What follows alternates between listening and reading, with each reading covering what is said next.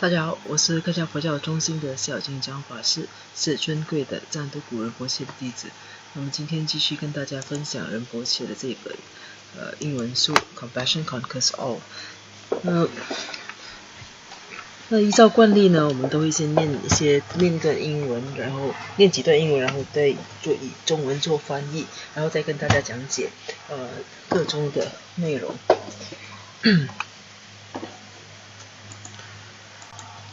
那我们现在在属于这个第一章的部分。这第一章它的内容主要讲的是出离心，就是放弃一种自私的考量。那主要的它就是所谓的出离心呢，其实我们要怎么去判断，怎么去训练，其实那常常就是看我们做事情的时候，我们的发心是什么，我们的动机是什么。那动机跟发心呢，其实它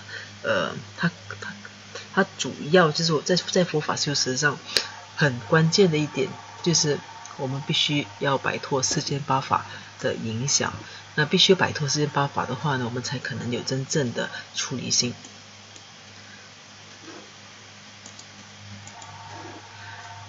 那这一章节其实我们之前已经分了好几次来解释来讲解，估计已经这一次已经是第六次的分享了。那因为这个内容非常重要，所以要解释的比较详细一些。那讲来讲去呢，就是我们之前有介绍什么是世间八法。那世间八法其实不外乎，其实如果你真的明白的话，那其实也不需要特别去死记硬背它的内容。那世间八法说的其实就是得与失，我们不要太过在乎所谓的得与失，不要因为得而感到高兴，而不要因为失而觉得沮丧。那其实都是这样子，无论是赞美啊、礼物啦、名誉啦、舒适的生活啦，这些都是属于得的范畴。而所有的侮辱啦、失去啦、不舒服啦，这些都是属于失的范畴。所以如果说我们能够把这种得失心降到最低的话呢，或者说我们如果能够完全没有得失心的话，那其实我们就等于是已经实践了就是已经真正的去实践一种免于世间八法的一种修行，那就表示我们的发心是正确的。那怎么检查这样子的一种世间八法？你怎么知道你在这修持或者做任何事情的过程中是不是已经成功的排除了世间八法？其实就主要是去看看自己的，时时刻刻去关照自己的内心，去看看自己内心的一种情绪的一种波动的起伏。如果有人在赞美你的时候，或者是你在接受别人赞美的时候，你是觉得高兴的，你明显的觉得高兴，那随着你的高兴的幅度越大，就是你高兴的程度越高的话，就表示说你的得失心呢是更重的。那如果别人侮辱你的时候，或者是辱骂你的时候，你觉得非常沮丧或者非常难过或者非常生气的话，就同样也表示你得失心是非常重的。那这些呢，其实都是修行上的障碍。其实如果说你用这样子的一种发心来修行的话呢，基本上从一开始就是错的。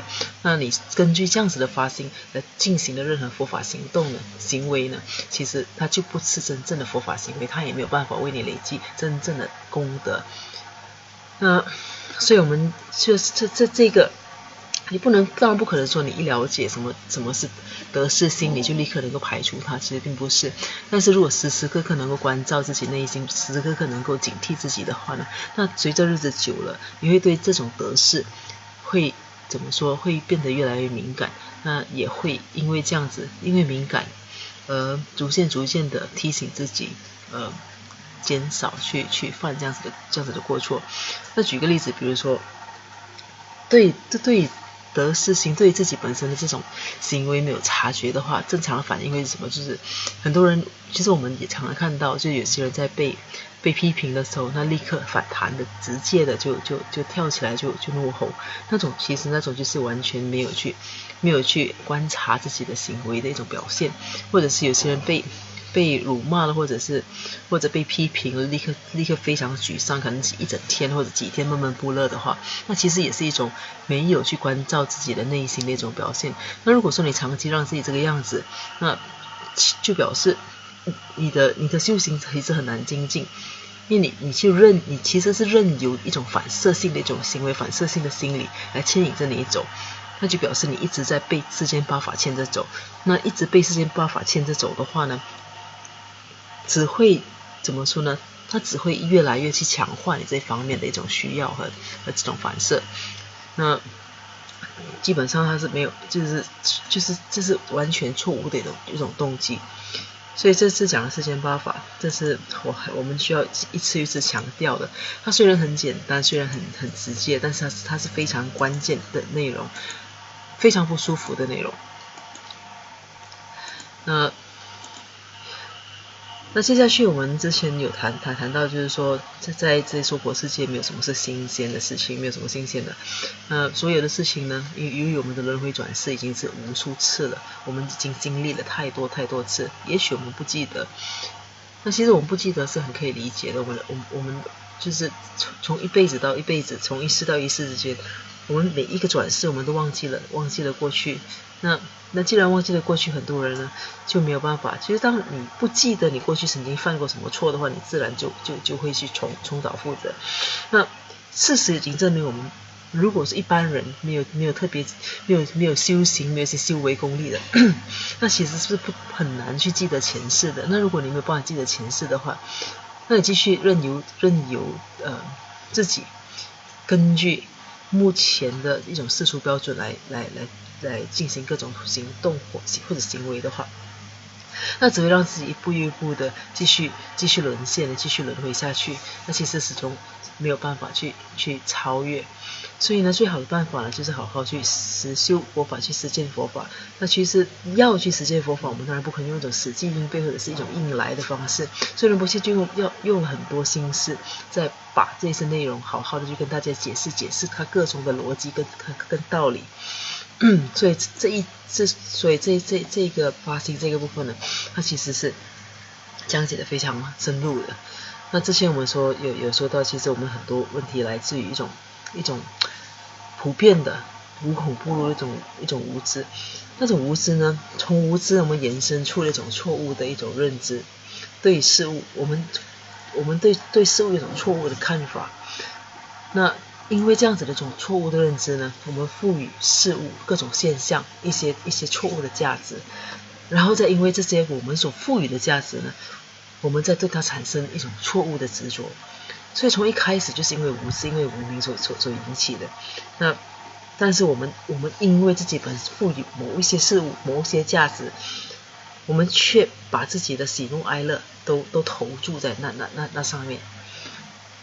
所以那其实从一开始它就不是一个真正的一个就是说，如果一个事物本身它没有它属于它自己本身的价值，它就不是一个永恒的一种现象。那既然不是一个永恒的现象，它就长期在变化的。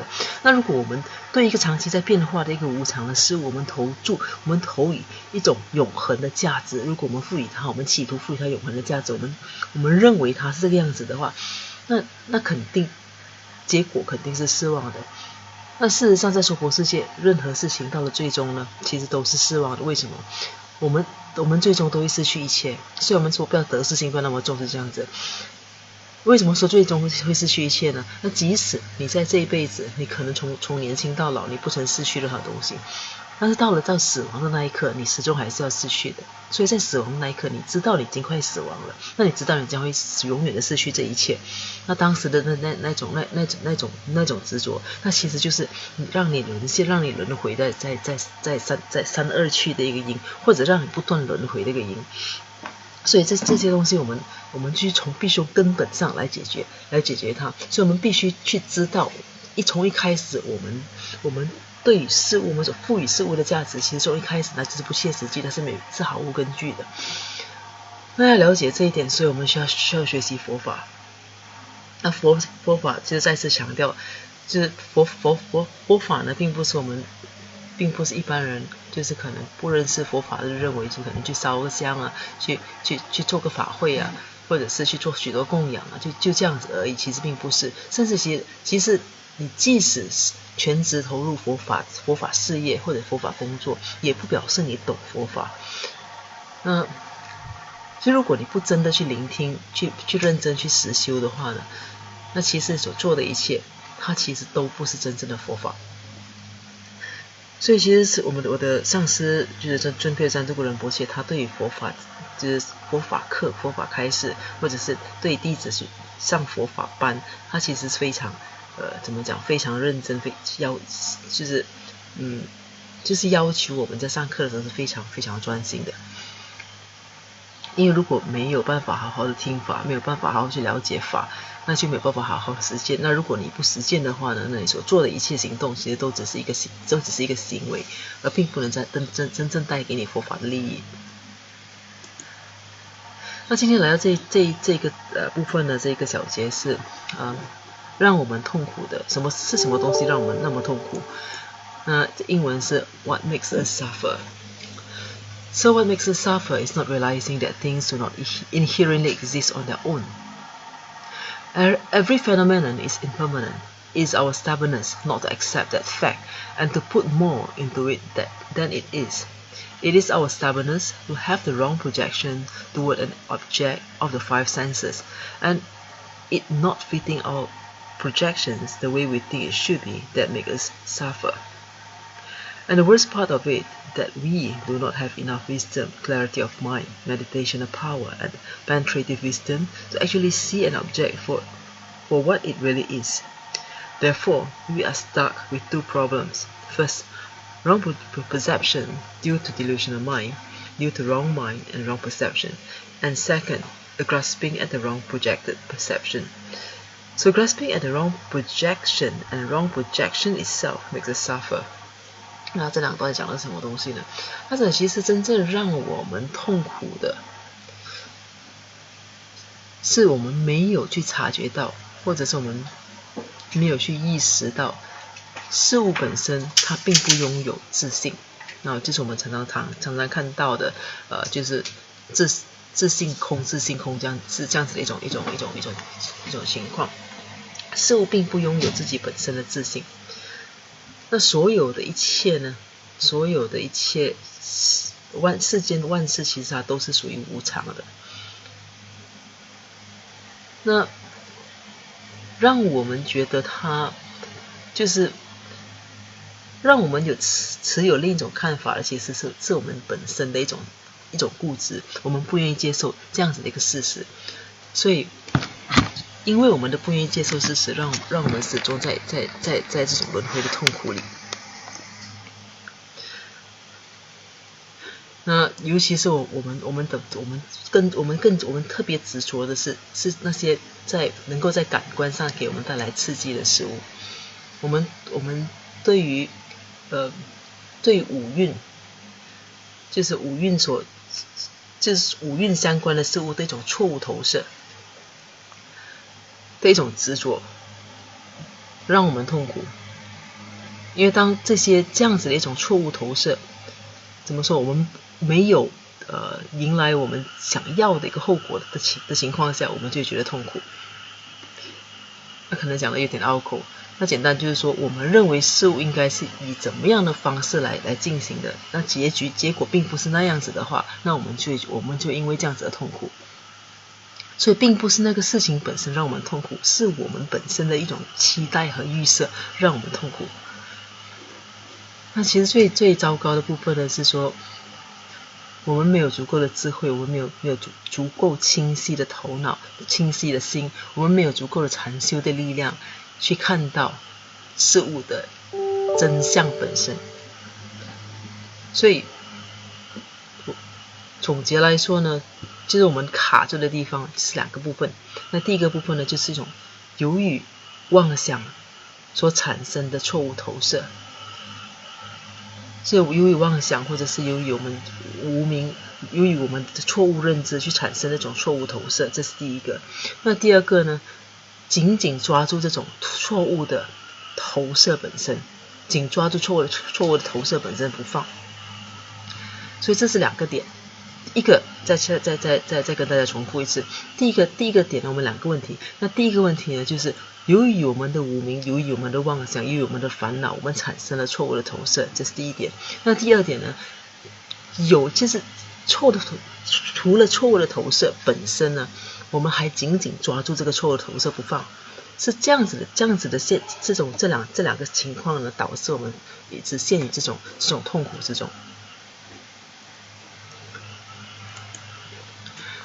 那接下去这一个部分呢是叫 grasping 其实它的意思是抓住的意思，那或者在佛法里面，其实它是更倾向于叫执着。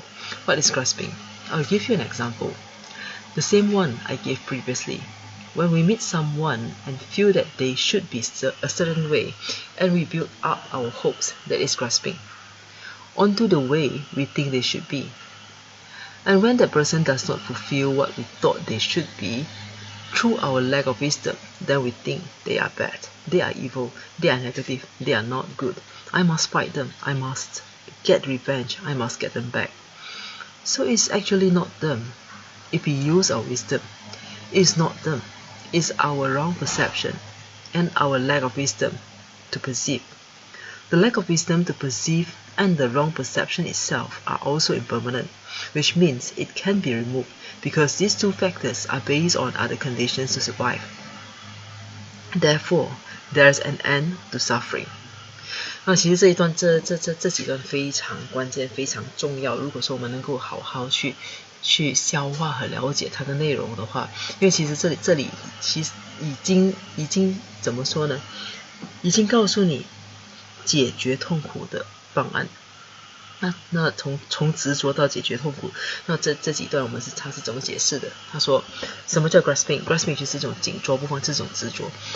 那仁波切举一个例子，他说当我们遇到某个人，我们对他有一些先入为主的感觉，我们觉得他应该是怎么样的，那我们对他产生了一种期待，我们对他有了希望，这本身呢就是一种执着。他执着于什么？他执着于我们认为的他应该表现的样子。所以当这个人他并不满足我们以为的他的时候，就是我们心目中当这个人没有去满足我们心目中他的形象的时候，那我们就会觉得他们是坏的，他们是不好的，他们是邪恶的，他们是负面的，他们就是我们应该要对抗他，我一定要报复或者是之类的。那事实上，其实这样子的情况是来自于我们本身的缺乏智慧，是因为我们缺乏智慧，所以我才会对另一个人有着不切实际的一种期待。那然后呢，我们再把这不切实际的期待加注在对方身上，而对方做的事情不符合我们心目中的理想的时候，我们就觉得失望，然后我们就把这样子的一种失望怪罪于对方。那事实上是对方的错嘛？其实并不是。那对方有他自己本身他该做的事情，不该做的事情，他有本身的错。但是我们的痛苦呢，我们并不能把我们的痛苦归咎于对方。那其实分开来讲，其实大家我觉得要搞得很清楚，并不是说对方没有错，这是对错之类的问题，不是我们这里讨论的，并不是说对方完全没有问题，那对方有他的问题，但是我们的痛苦和快乐并不应该建立在对方身上，因为那样子的一种痛苦和快乐，其实是来自于我们本身不切实际的期待。如果你一开始，比如说你一开始你是一种开放性的一种态度，你知道人可能随时会变，人是有各种各样的可能性，那你就不会有不切实际的期待，你不会有不切实际的期待，你不会失望，你不会失望的话，你就不会愤怒，你不会愤怒的话，你就不会情绪受到影响，你就不会想要报复。那其实就是这样子的一个情况，所以从一开始是我们本身是我们加注在对方身上的一种错误的一种投射，导致我们的不快乐。所以第二段讲的就是说，事实上其实这并不是对方的问题。那如果我们使用自己本身的智慧的话，那根本就不是对方的问题，是我们本身的错误认知，我们的缺乏智慧而引起了这样子的认知。这种缺乏智慧呢，导致的就是的错误认知。应该说，仁波切其实要讲的是，其实这也是有好处的。反过来吧，应该讲我们不能这样完全悲观的看待这些事情。我们之所以会失望，是因为世间的万物它都是无常的，它时常在改变，所以我们会失望。但是我们的失望本身，我们的错误的认知本身，它本身也是无常的。所以从这一点呢，那希望就来，就表示说，既然它是无常的，它就可能是被去除的。所以既然这些无常的错误认知是可能被去除的话，那就表示我们这些痛苦的根源是可能被去除的。所以就表示说，也等于是说，我们的痛苦是可以被消除的。这可能说起来有点拗口。那总结来讲就是这样子。之前我们说过，无常是因为事物万物的无常，万物本身不具有永恒的自性，所以它随时都会改变。那因为它随时会改变，那我们却赋予它一种永恒的价值，所以会引来我们的痛苦。这是其中一个。另外一个呢，就是我们的认知本身，它也是无常的。那既然是无常的话，它也可能是被去除的，它也会改变的。所以万物会改变，但是我们的错误认知本身也有可能会改变。所以去除了这个错误认知本身呢，那我们就会终止我们的痛苦。那我希望这个解释可能大家会我希望大家能够明白这个解释，它比较理论性。如果不明白也不要紧，我们继续会再跟大家进一步解释。Logically, because those very perceptions are impermanent, that is a clear implication that there can be eradication or annihilation or destructions of those actual causes that brings us unhappiness. Think about it. All our sufferings arise from wrong perception of or wrong projections onto everything around us. From morning to night, we have wrong projections. That wrong projections can come from conditioning. It can come from stubbornness, laziness, and selfish attitude. Ego is what makes us basically have wrong projection. And then, having that wrong projection and acting out on that wrong projection brings unhappiness. Please think about it. This point is extremely crucial. We should pray to Manjushri and Jejongkapa for this realization, not for anything else. 好，这两段，其实在根据逻辑上来说，延续刚才我们谈论的，由于我们这些认知本身是无常的，那就表示说它可能是能够完全被根除的。这个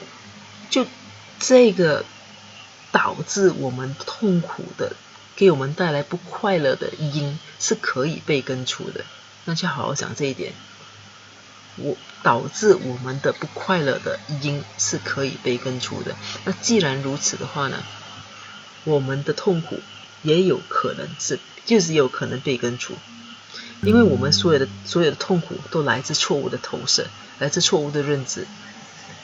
如果这些错误的认知会被根除的话，痛苦就会被根除。那其实在逻辑上我相信大家其实都能够接受。那所以每天我们从早上到晚上，我们每天几乎是每时每刻，我们对每一发生在身边的每一件事情，我们都有许多错误的投射，有很多先入为主的看法，有很多我以为，我们以为，就是有太多的我以为，或者我认为，或者你认为应该是怎么样的。那这样子的一种错误投射，其实它来自各种各样的条件，它的起因，它建立在各种条件上。那有可能是因为固执，它有可能是因为懒惰，它有可能是因为自私。那因为固执，所以你不愿意去改变你的既有的看法。那因为懒惰呢，你懒得去调整你的看法，懒得不断去检查这真实的情况。那因为自私呢，你所想的一切都只围绕着自己，所以你不愿意客观去看待每一种情况。那这几个原因呢，这几个条件呢，它会让我们产生错误的投射。那追根究底呢，这样子的一种错误投射，它其实是来自我们一种我执。所以这些错误的投射来自我执。那有了这样子的错误投射，并根据这种错误投射做出各种相应的行为和动作，它就会给我们带来痛苦。所以要认真的去思考这一点，那这是非常关键的。如果我们目前如果没有办法好好去体会和了解的话呢，那仁波切建议说，我们应该常常修持文殊菩萨或者宗喀巴大师的法门，希望好让我们能够早一点能够有这样子一种体会。好，那时间的关系呢，我们这个部分就讲解到这里。那接下去那再休息一会儿，等一下我会再继续跟大家分享接下去的内容。不过在结束之前呢，还是一样，我们先做一个回向。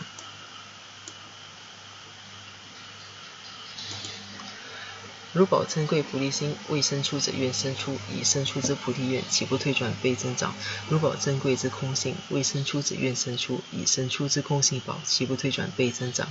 愿以此修与一切功德，利所有众生诸法弘，显明至尊善慧名称是所示佛法信要诸圣教。唯愿世世不离身上师，唯愿随时享有圣正法，并于地道功德圆满后，迅速证得金刚持果位。愿我趁此善根力，速即成就上师佛，一切众生尽无语，悉令安置施佛地。愿以弘扬宗喀巴法王正法理则记，知悉障碍之征兆，一切顺缘悉圆满。我及他人之三世，一子相属二之一，许愿善慧名称佛，教法永驻甚增长。愿昼吉祥，夜吉祥，昼夜60恒吉祥，一切事中皆吉祥。唯愿三宝常摄受。至尊上师身受永稳固，妙善法也普及遍十方，上位教法具光照三域，众生未尽其性恒常住。那好，谢谢大家，我们这一期分享到这里，那很快的待会儿就跟大家继续下一期的分享。